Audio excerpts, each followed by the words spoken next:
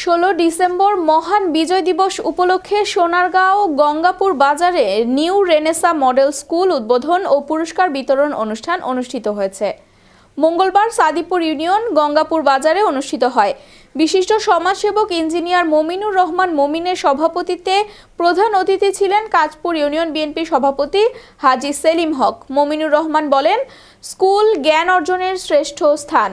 দক্ষ হাতে স্কুল পরিচালনা করা হলে শিক্ষার মান উন্নয়ন হবে এবং দক্ষ জনশক্তি গড়ে উঠবে। প্রতিষ্ঠাতা কাউসার আহমেদ সজীবের সঞ্চালনায় বিশেষ অতিথি ছিলেন মিন্নত আলী ভুইয়া, মতিউর রহমান মেম্বার, নজরুল ইসলাম সহ আরো অনেকে।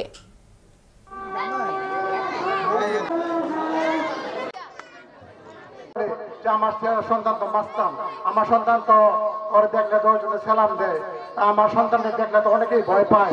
কিন্তু বাস্তবতা হলো এই যুগে এইসবের কোনো মূল্য নাই, এই শক্তির কোনো মূল্য নাই, পেশি শক্তির কোনো মূল্য নাই।